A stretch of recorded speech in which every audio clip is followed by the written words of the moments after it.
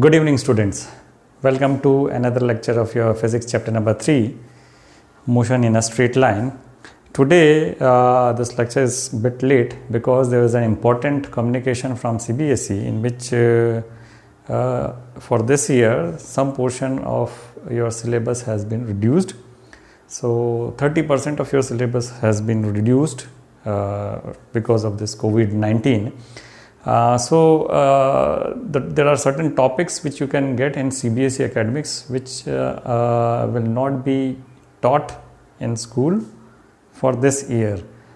Probably for next year's syllabus it might be included. So that renders our last class as not in course. Whatever we have taught in last class is not in course because no questions will be asked from that topic. But the thing is, it is the basis of the physical whole concept of physics. Okay, so anyway you have to study it anyway. So similarly, today's topic which I am going to teach is actually there will be no questions asked from this portion, but it is very necessary for you to understand this. So what I'll do is I will move fast while teaching this topic, but इसका ज्ञान आपको होना चाहिए ताकि आपको आगे के जो टॉपिक्स हम पढ़ेंगे वो आपको समझ में आए. So as you can see in the board, I have written two things. One is called path length, जिसको हम distance भी बोलते हैं, and the other is called displacement.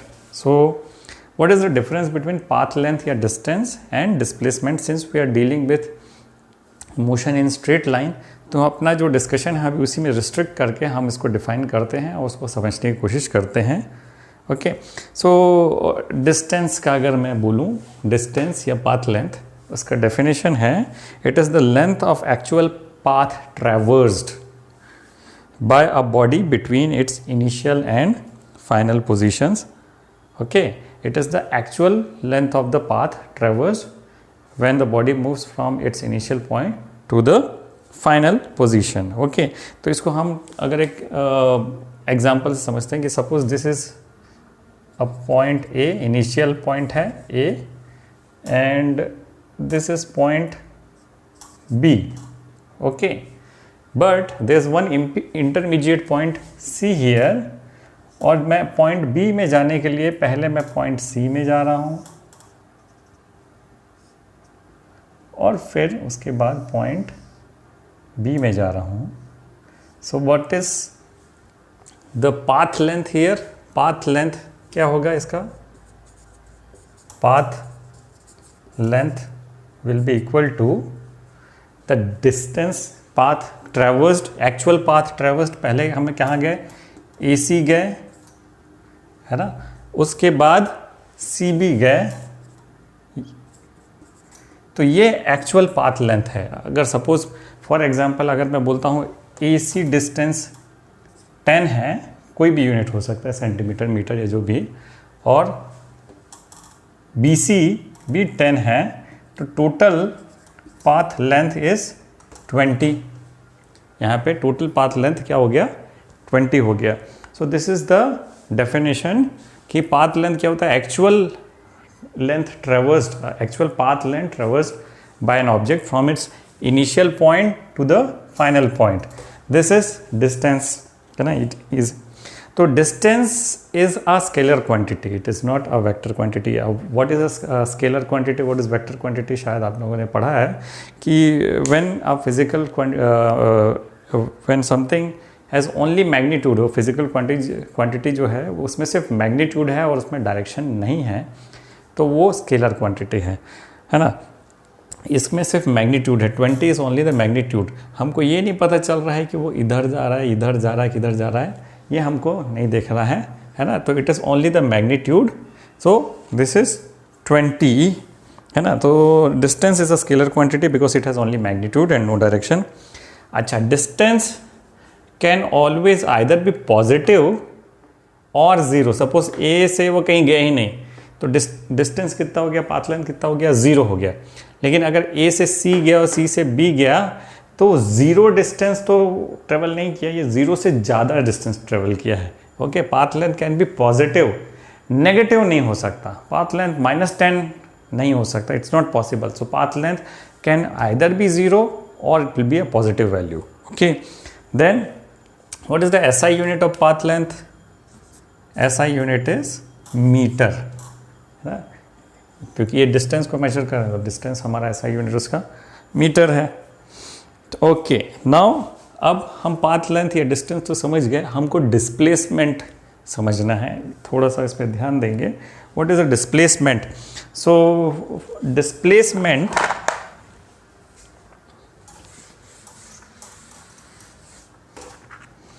Displacement अगर मैं इसको डिफाइन करता हूँ, displacement of a particle is the change in the position of the particle in a particular direction. It's a change in the position of particle in a particular direction. It is the shortest distance or shortest path measured in the direction from initial to the final point. So what is displacement? It is the position, movement of the position of an object in a particular direction. Now हमने जैसे बोला कि this is initial point,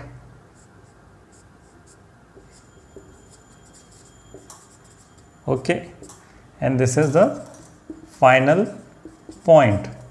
तो displacement will be the shortest distance या shortest path between the initial point and the final point. तो shortest path इसमें क्या होगा, ऐसे जाऊं कि ऐसे घुमा के जाऊं या सीधे एक स्ट्रेट लाइन खींच दिया मैं यहाँ पे. So this will be the shortest distance A to B.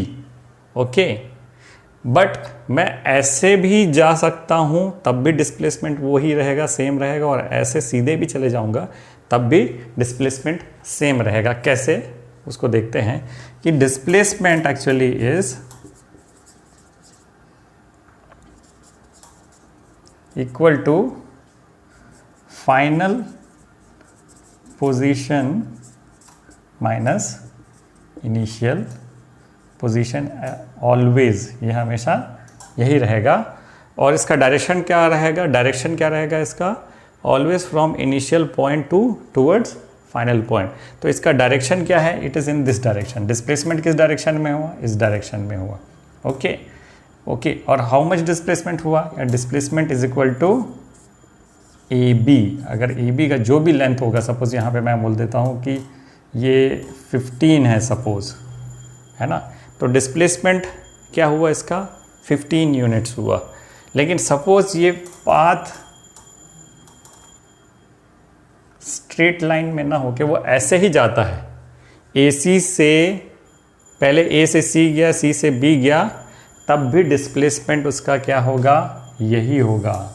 ये 15 जो यूनिट है यही होगा इसका displacement. It will not be AC plus CB, है ना. It will be the shortest distance between the initial point and the final point. So this is what is difference between path length and displacement. Path length is the value of actual path traversed.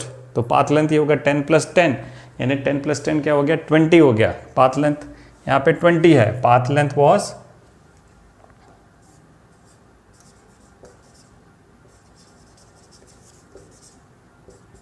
20 units and displacement here is 15 units. Okay, so here what you can see, the path length or distance is different from displacement. Now displacement is a vector quantity, है ना. It has the magnitude as well as the direction. Here what is the direction, it is towards the positive x direction. right side को हम क्या, positive x direction डालते हैं. अगर movement अगर left hand side में, इसका पोजीशन लेफ्ट हैंड साइड में होता है तो it will be negative x direction. इसको भी हम थोड़ा समझेंगे. Okay, so for the first thing is that displacement is the shortest distance between the initial point and the final point. Second, the displacement is a vector quantity. It has both magnitude and direction. SI unit of displacement also is metre, है ना. SI unit क्या है इसका, metre, है ना. हम जब भी रेक्टिलिनियर मूवमेंट की बात करते हैं, रेक्टिलिनियर मोशन की बात करते हैं, तो what we are trying to say कि this is motion in straight line. Okay, if there is motion in straight line, so there are only 2 values possible, है ना। कैसे? अगर ये एक्स एक्सिस में मोशन हो रहा है सपोज, है ना, तो क्या मोशन हो सकता है? 2 मोशन हो सकता है, आइदर मोशन टूवर्ड्स राइट और मोशन टूवर्ड्स लेफ्ट। तो by convention what we take, motion towards right, है ना, change in position towards right, we take it as positive, और motion towards left we take as negative. So right हो सकता है, left हो सकता है। सपोज अगर एक्स एक्सिस ना हो के हम वाई एक्सिस में देखें, वाई एक्सिस में, तो इसमें motion upwards is taken as positive, motion upwards is taken positive and motion downward is taken negative. तो हमेशा इस कन्वेंशन को आप याद रखेंगे, usually we use this convention. So अगर हम बोलते हैं और I am just considering X direction, so suppose this is the x axis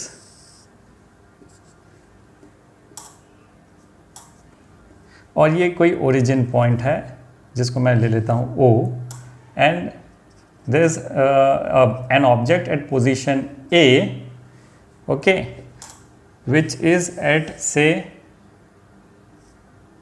x1 distance from origin. Now this object A has moved to object B, which is at x2 distance from origin, which is further towards right. तो motion किस direction में हो रहा है इस object का A से B में जाने के लिए? It is happening towards the right side, it is happening towards the right side. So how is the motion here? The object at A has moved from towards right. तो इस case को हम क्या बोल देते हैं? Positive displacement. इसको क्या बोल देते हैं? Positive displacement. And what is the displacement here? Final position B का क्या है? x2, इनिशियल पोजीशन क्या है? x1. So this x2 minus x1 will be positive, यानी x2 माइनस x1 जो होगा, इसको भी हम क्या बोलते हैं? चेंज को कभी भी डेल्टा से रिप्रेजेंट करते हैं। तो this is change in x, this delta x, this change in x is delta x is always greater than 0।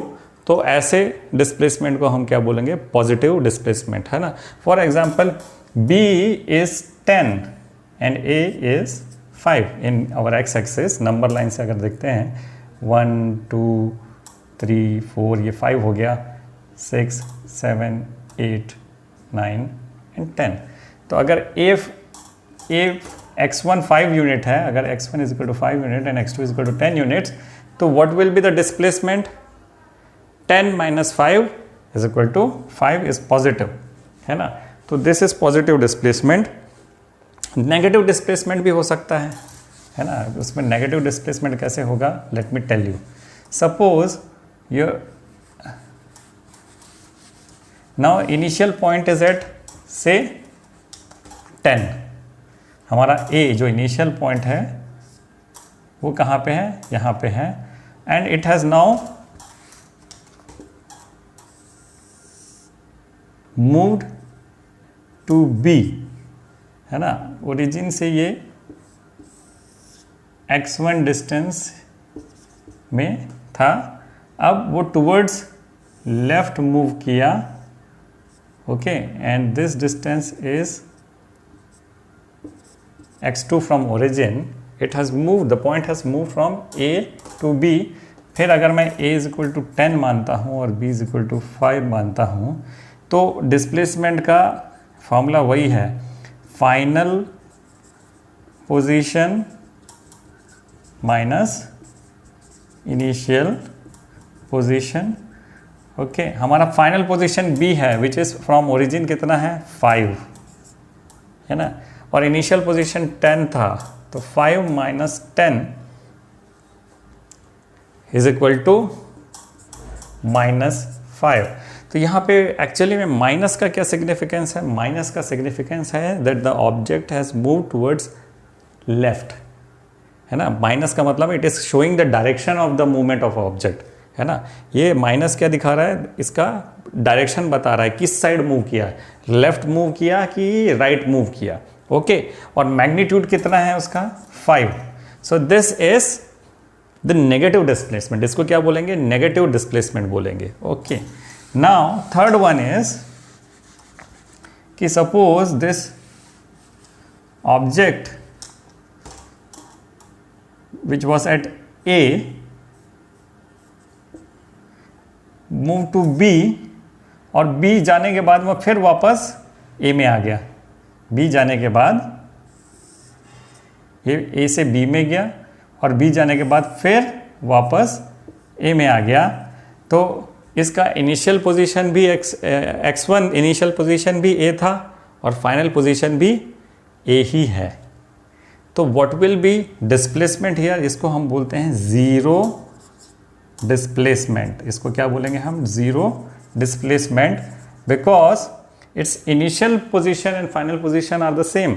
भले उतना मूव किया वो यहाँ से A से B में जाके B से वापस A में आया, लेकिन at the end of this time जो टाइम टेकन था वो उसका जो डिस्प्लेसमेंट हुआ वो ज़ीरो हुआ। Okay, but what is the distance covered, suppose A is 5 units and B is 10 units, तो डिस्टेंस कवर्ड क्या हुआ, पहले तो A से B में गया तो 5 यूनिट्स उसने किया और B से A में आने के लिए 5, तो distance covered is 10 units, distance covered is 10 units, but displacement is 0। तो ये चीज़ें हमेशा आप याद रखेंगे है कि कुछ इंपॉर्टेंट बातें हैं जो आपको याद रखने हैं with regards to displacement. Displacements can be positive, negative और ज़ीरो, बट डिस्टेंस और path length can never be negative, it can be zero और it can be positive. So this is one thing which you should always remember. And second thing is the magnitude of displacement may or may not be equal to the path length, है ना। तो the magnitude of the displacement may be equal to path length or may not be equal to path length. It is both the case are true, yeah? It may be equal to, suppose इसका जो A से B जाने में 5 unit लग रहा है ना, तो पाथ लेंथ भी 5 यूनिट है और डिस्प्लेसमेंट भी 5 यूनिट है। लेकिन अगर A से B में जाके वापस A में आ जाता है तो मैंने आपको दिखाया डिस्प्लेसमेंट तो 0 है बट डिस्टेंस 10 यूनिट्स हैं, तो it is displacement is not equal to the path length और distance. Okay, and always remember that path length will be always either greater than और equal to displacement. Path length हमेशा या distance covered हमेशा या तो ज़्यादा होगा या बराबर होगा डिस्प्लेसमेंट के। डिस्प्लेसमेंट कभी भी डिस्टेंस से ज़्यादा नहीं हो सकता, पाथ लेंथ से ज़्यादा नहीं हो सकता। So the actual distance travelled by an object is given in a given time interval is greater than और equal to the magnitude of displacement. Then third thing, the displacement on object between two positions does not give any information regarding the shape of the actual path followed by the object between the two positions. इसको मैं आपको एक example से समझा देता हूँ।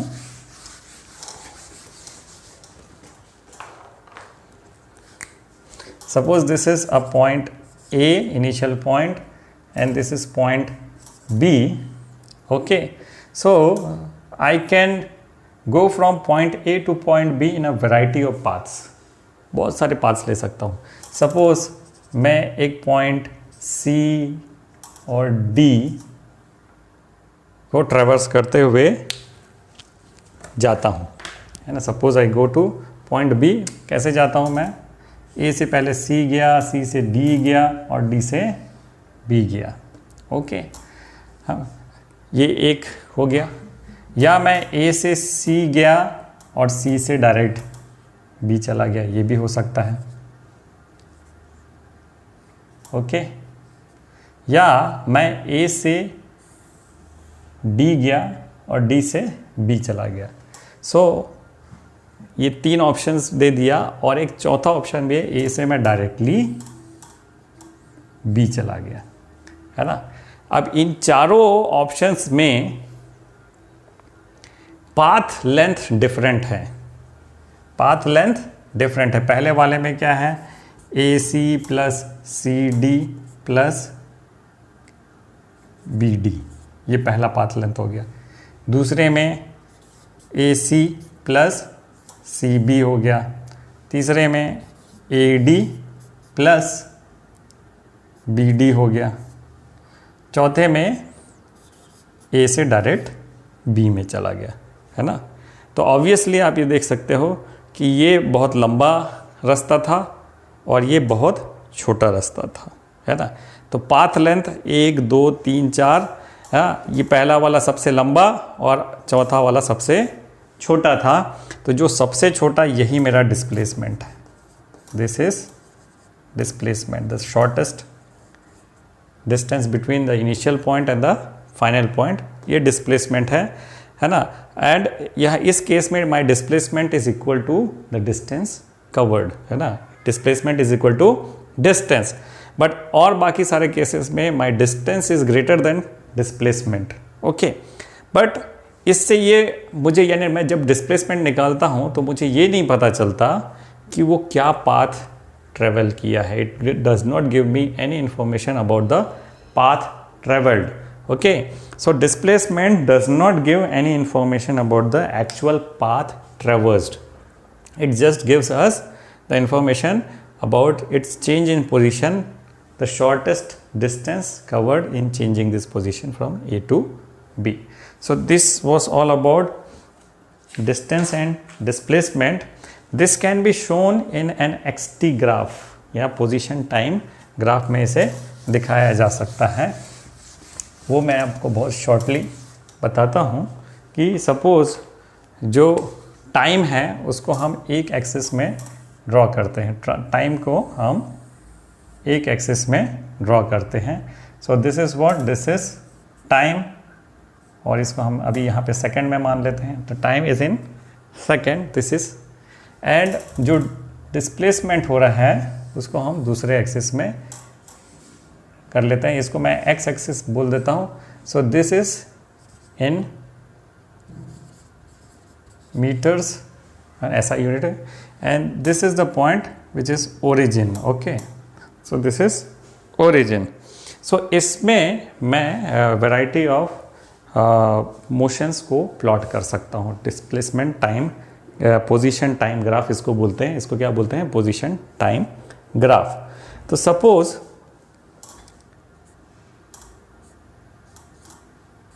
एक object है जो सपोज यहाँ पे 30 मीटर्स में है, एन ऑब्जेक्ट इज़ देयर, जब 0 सेकेंड है तब वो 30 मीटर्स में है, और जैसे जैसे सेकेंड्स बढ़ रहे हैं वो अपनी जगह पे ही खड़ा है, वो कहीं नहीं जा रहा है। तो उसको मैं कैसे दिखाऊंगा, है ना। तो 0 सेकेंड में वो कहाँ पे है, यहाँ पे है। हाँ, 1 सेकेंड हुआ तब कहाँ पे है, वहीं 30 मीटर में ही। 2 सेकेंड हुआ तो कहाँ पे है, 30 मीटर में ही है। 3 सेकेंड में है तो कहाँ पे है, 30 मीटर में है। तो अगर मैं इसको पूरा एक ज्वाइन करता हूँ, it will be a straight line which is parallel to the T axis, वो टी एक्सिस के पैरेलल है ना। यानी टाइम बढ़ते जा रहा है लेकिन इसका पोजीशन चेंज नहीं हो रहा है। So this is a body at rest, it is a stationary body, है ना। तो पहला केस क्या है, द बॉडी इज स्टेशनरी। तो ग्राफ कैसा बनेगा, एक straight line which will be parallel to the T axis, जो टी का एक्सिस है उससे पैरेलल है। और सपोज दूसरा केस लिखेंगे कि the object is moving in a straight line but it is covering equal distances in equal interval of time. What is it doing, it is covering equal distances in equal interval of time. तो ऐसे type के motion को हम क्या बोलते हैं, uniform motion. ऐसे motion को क्या बोलते हैं, uniform motion. That means it is covering equal distances. Suppose 1 second में वो 10 मीटर चला, अगले सेकेंड में वो 10 मीटर और चला,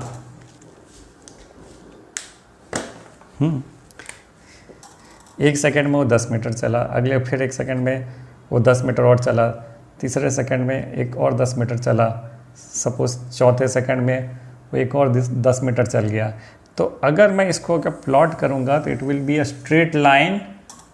कैसा रहेगा? वो स्ट्रेट लाइन रहेगा which is in the 45 degree axis. अगर देखेंगे तो ये this is what is it showing? It is showing a uniform motion, है ना। ऐसा लाइन, ऐसा ग्राफ क्या दिखाता है? Very uniform motion. If an object moving along a straight line covers equal distance in equal interval of time, it is said to be in uniform motion along a straight line. So this is the position time graph. Okay. अब मैं आपको एक concept बता देता हूँ speed और velocity के। What is speed and what is velocity? Again what is speed or velocity is the amount of change in position divided by the total time taken. ये स्पीड और वेलोसिटी दोनों में ही है, बट उसमें difference क्या है ना।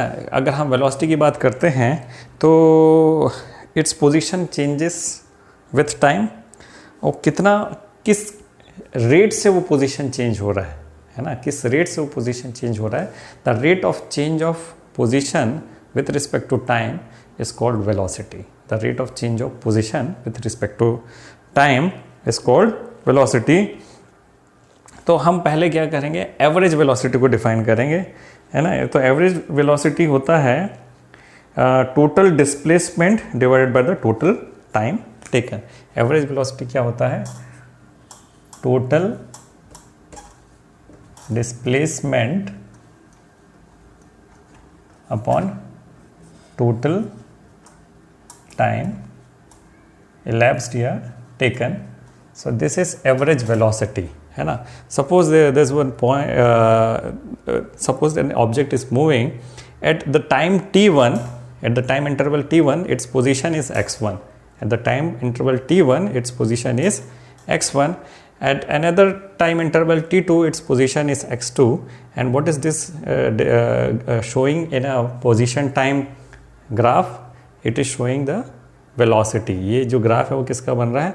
वेलोसिटी का बन रहा है। तो यहाँ एवरेज वेलोसिटी का अगर मैं लिखूँ एवरेज वेलोसिटी, तो दैट विल बी, है ना। और एवरेज वेलोसिटी को हम लोग जनरली बार से शो करते हैं। तो v बार अगर है तो that will be x2 minus x1, that is change total displacement upon t2 minus t1, है ना।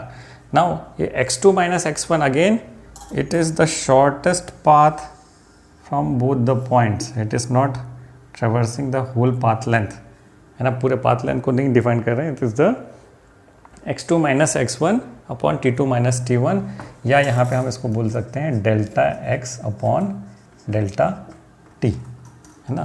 तो ये हो गया एवरेज वेलोसिटी।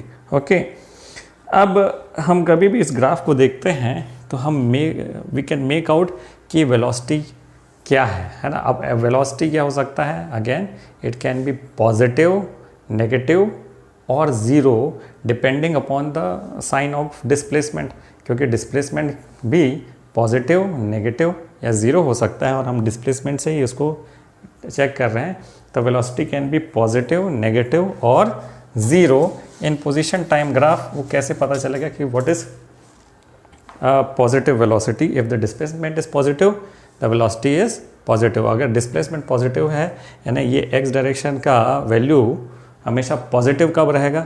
जब ये बढ़ते जाएगा, जब इस डायरेक्शन में बढ़ते जाएगा। तो सपोज एक पॉइंट यहाँ पे है ना, और वो ऊपर की तरफ जा रहा है, यानी इसका डिस्प्लेसमेंट ओरिजिन से बढ़ते जा रहा है।